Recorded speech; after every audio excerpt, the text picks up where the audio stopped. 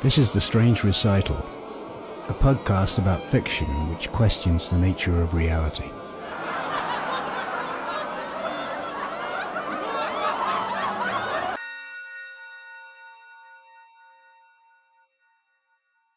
The Halfway Café was almost empty. You might have thought it was a Monday night, but after you die, there are no Mondays and no night.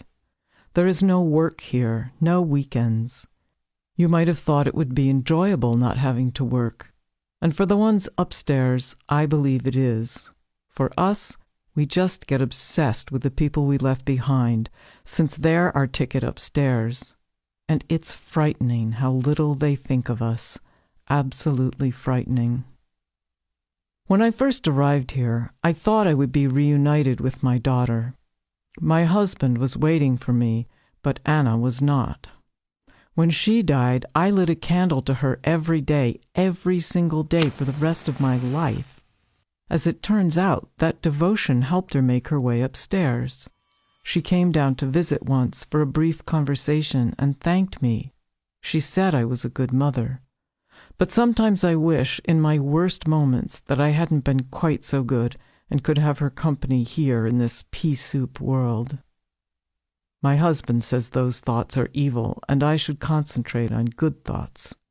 He believes that good thoughts will help us get upstairs, but we really don't understand how the passage upstairs works. Anna said she had to thicken herself somehow to come down and visit, and she didn't have the strength to do it for long. She said there aren't words to describe upstairs. Whatever it's like, it has to be better than the dishwater that surrounds us down here. Anna said we create what we cling to. Someone arrived here missing their widescreen TV, and we all latched onto it and used it to look back at Earth, much better than those fuzzy screens with rabbit ears that we watched when we first got here.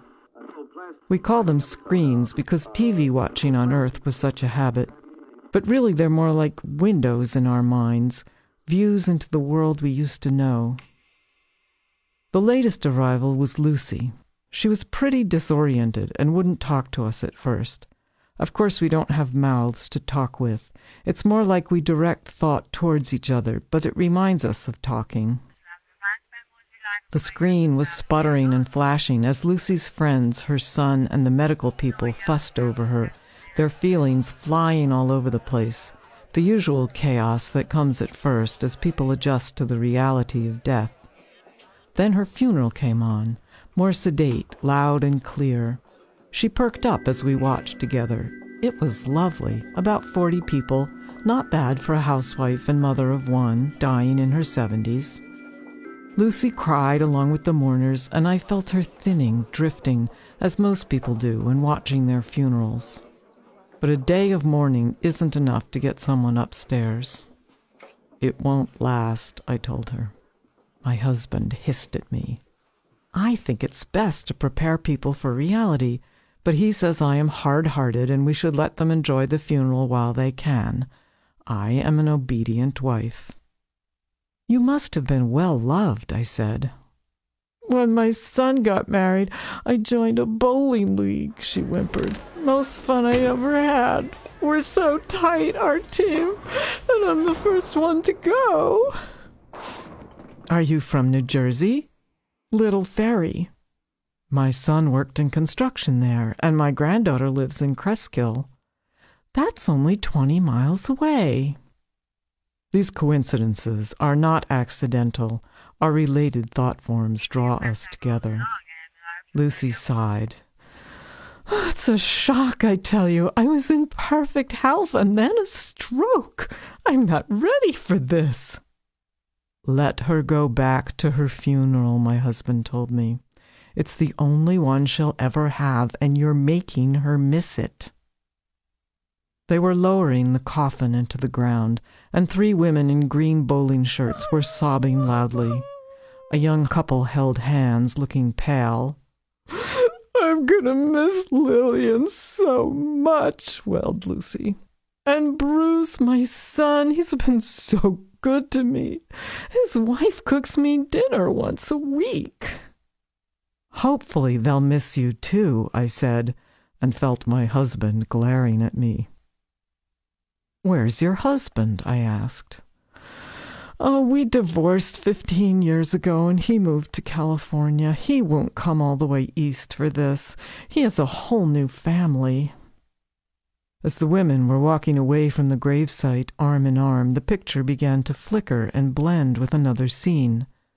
A restaurant appeared, and I heard my granddaughter's voice saying, "I'm not Korean, I've told you that. My father's parents were Korean, but he was American, and so am I." I was startled. Our sightings of Vivian are so rare. Nevertheless, I did the mental equivalent of gritting my teeth when I heard what she was saying. Of course, I've heard it before. She always denies that she's Korean just because my son married an Italian-American. Holding my breath, I waited for more, but her husband changed the subject, and they vanished. I felt despair and rage. "We can't expect anything from her," my husband said softly. "She can't help it. Don't trouble yourself, Kyung-mi." "But she's our only hope. No one else remembers us. Who will get us across?" "Across what?" asked Lucy. "There's another place," my husband explained. "A nicer, more refined place. We call it upstairs. But we can't get there on our own. Maybe some people do, if they learned a lot from life on Earth. At least that's my understanding." "What's wrong with this place here?" asked Lucy. "It seems okay to me." "Do you see sunshine?" I asked. "Do you hear music? Do you feel anything luxurious or taste anything sweet? Do you see anything but gray and this blasted screen?" Lucy was confused. "So, are we in hell? I don't see any fire." "In a way, we're all in different places," said my husband. "We're in the places we were when we left, the places in our minds. When those places have something in common, emotions or beliefs or memories, we find ourselves together. A lot of people from North Jersey end up here in the Halfway Café." "Café?" Lucy looked around. "Of course, it's not really a café," my husband said. "There are no buildings here, but when a group of us are together, we call it a café because that's what it reminds us of." Lucy turned back to the screen. Now her friends were in a house, eating potato salad and cold cuts and red-molded jello with carrots. "Too bad we can't tell that one to Lucy," laughed the peroxide blonde. "She loved Polish jokes." "Oh, Lillian," Lucy sobbed.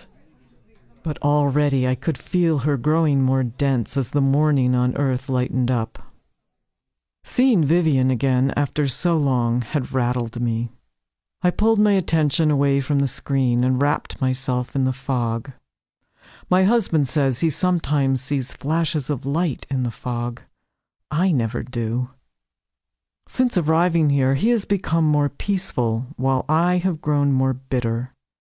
At times I wonder, if he's so accepting, why can't he get across the divide?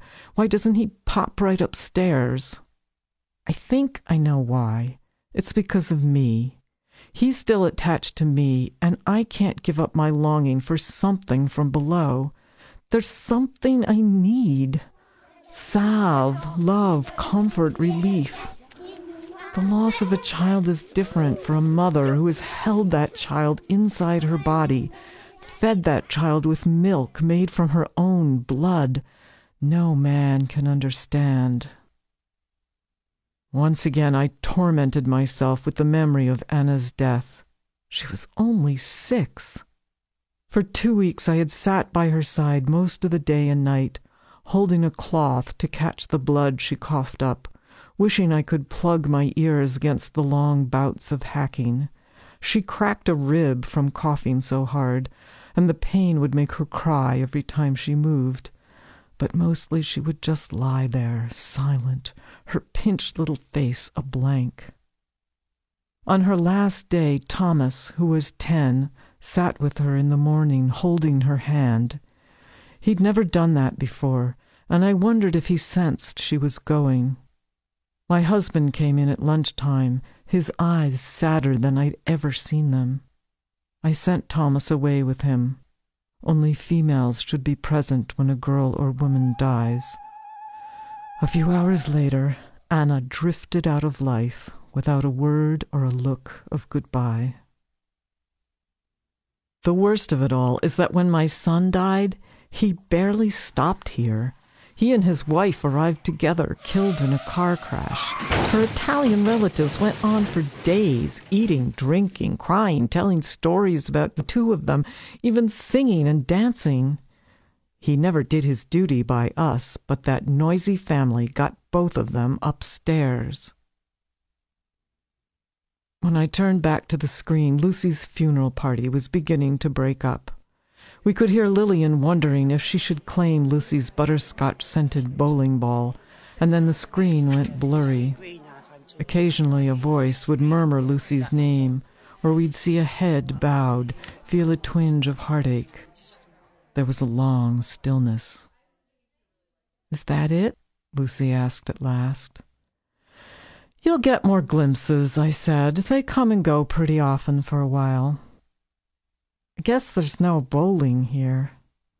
"No, there's no bowling. Not here." A flurry of activity caught our attention when Lucy's son and his wife went to the lawyer's office for the reading of her will.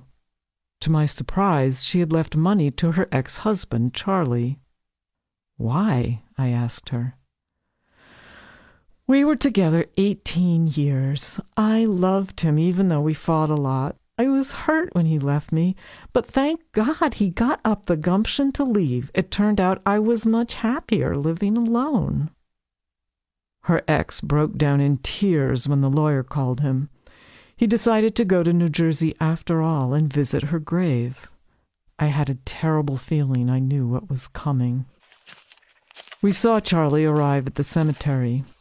He laid flowers on her grave and then sat for a long time in front of the headstone. Lucy was trembling happily beside me, her essence growing lighter. Charlie began to speak aloud, apologizing for hurting her, thanking her for all her kindness to his stepchildren. She had met them once on a trip to California, had even brought them presents. He went on, going back over their marriage, reliving idyllic vacations in the Florida Keys. He told her how helpless he had felt when she was depressed, admitted how humbled he had been by her unexpected bequest, and how it would help his stepdaughter get through college. Suddenly he stretched out face down on the ground. "I love you, Lucy," he mumbled into the grass. When he broke down into great heaving sobs, I felt ecstasy radiating from her. Her form became even thinner, flickering wildly, and then she simply evaporated. No one ever says goodbye to me. Ever says goodbye to me. Ever says goodbye to me. Ever says goodbye to me. Ever says goodbye. That was The Halfway Café, written and read by Violet Snow. The Halfway Café was published in the online journal The Otter.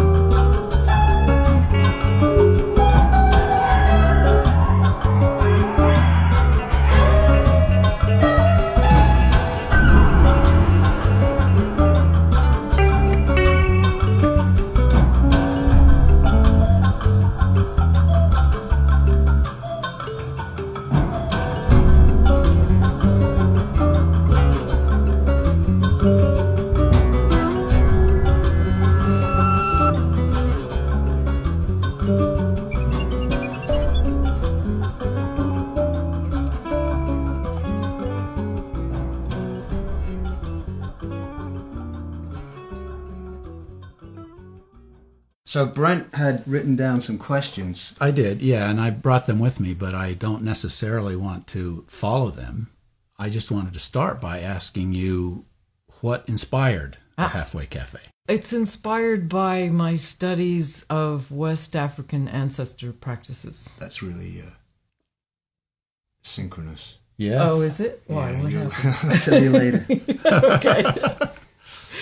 It became clear to me that virtually all indigenous cultures honor their ancestors, and they make a big deal about the ancestors, and they maintain relationships with them lifelong with dead people, and they feed them ritually, and they live under their house, right? And they Yeah. bang the feeding tubes down and they feed them. I don't know. I mean, we didn't really get into that. It was more about how when somebody dies, they often have attachments, and it's our job as the living descendants to help them get across. And we do that by mourning them and by, asking what they need and listening for intuitions and dreams and synchronicities. And I was very taken with this idea. Sometimes the ancestors hang on to us and create problems for us. They're trying to get our attention. In this case, it's not like the Christian heaven and hell thing. It's more the African ancestor thing. Well, I think there are parallels. I mean, I think a lot of cultures have intuited this system where there's a purgatory, and then, there are some people that are so stuck and so miserable after they die that they haunt us, and maybe that is a kind of hell. Or if you read, what's that guy, Eben, there's a book. That was one of my questions. Recent hit book, Eben Alexander, Yes. who was a neuroscientist surgeon. I read that recently. What were you going to say about it? Well, yeah. I mean, he had this death experience. He died from some meningitis. He was kind of in a coma, and there was no sign of brain activity. But when he was revived, he reported these two worlds that he went to, and one was a dark, murky place that was a little uncomfortable, but he was okay there.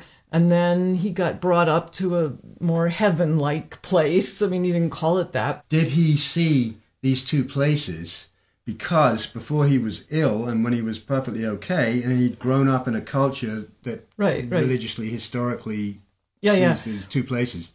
In other words, did he see the two places because of where he came from, or did he see them because they're there?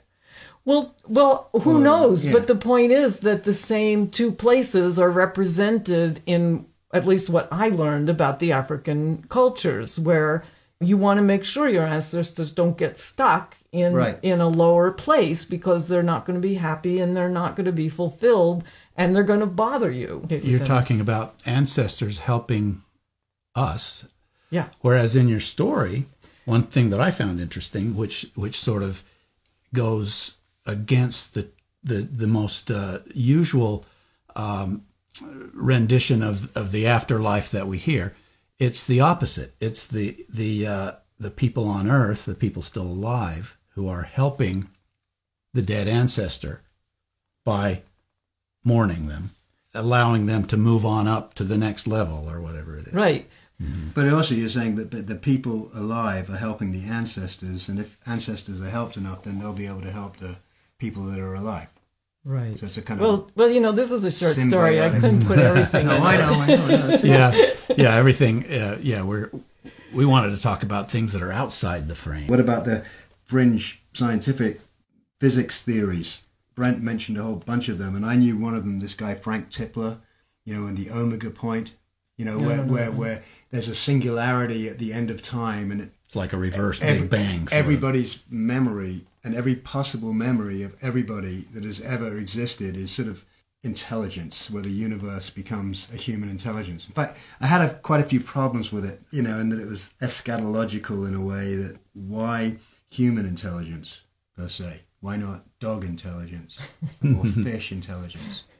Did he account for those things at all in his theory? Who knows? I don't know. I don't. There are others that touched upon in our discussion here. There's a physicist, I believe he is, Tom Campbell, who posits this way of understanding afterlives, which he talks about everything is virtual. All realities are virtual. There are data streams, and we leave one data stream at so-called death and move into another data stream. And it accounts for exactly what you said, that belief systems of the data streams we're in carry over. And so we have an experience in this other reality frame, which meets the expectations of the reality frame we were in before, the belief system that we were in. So that's why so many near-death experiences of Christians play out as a sort of Christian afterlife. Eben Alexander, now part of the point of his book was that he was supposedly a skeptical scientist, and so he was not religious. But he nevertheless did come from a very Western American and Christian culture, and he sort of then moved in that direction after his experience.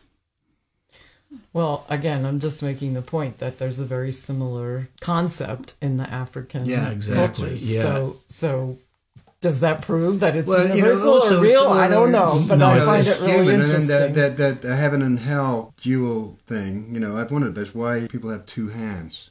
Two eyes, two legs. So maybe that kind of symmetry in the body gets put onto the ideas that we create, or the way we think about things. I don't know. Yeah, that taps into Joseph Campbell, how he talks about all the cultures have mythologies that seem to come like right out of our tissues. That's where the universality comes in of these kinds of myths. These are sort of ingrained in a lot of So what cultures. you're doing in the Halfway Café is a new slant on a type of description of or an interpretation of those myths. Yeah, but also it's very personal for me because I have these ancestors who had these traumas and I'm actually trying to heal them. Yeah, so that personal drive is what has created this Halfway Café reality for you. Yeah, it's very personal. I'm just trying to imagine what it might be like and hoping my ancestors appreciate what I'm doing. Yeah, they do. Yeah. Anyway, great. Okay, good. We'll call it a wrap. So thank you. Thank you, Violet. Thanks.